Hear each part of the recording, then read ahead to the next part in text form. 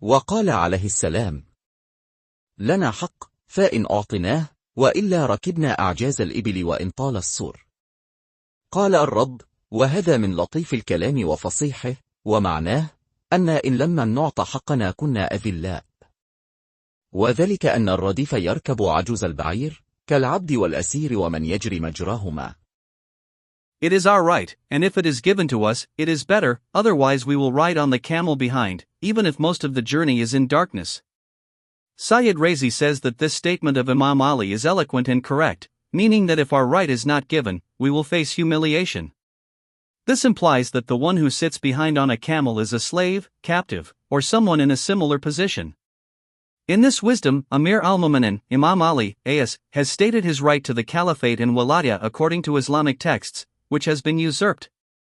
Ibn Abi al-Hadid, a Mutazilite, writes in his commentary on Nehjul Balaghah that Imam Ali made this statement according to the Shura viewpoint on the day of Saqifa or around that time. According to our school of thought, this statement was made when Umar formed a 6-member council to determine the next caliph. The commentators of Nehjul Balaghah have given 3 interpretations of this wisdom.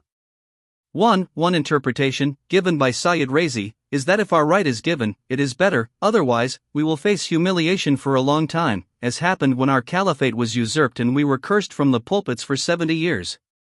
2. Another interpretation is that Imam Ali meant that if we are pushed back from our position and others are given precedence, we will continue to struggle against them, even if it takes a long time.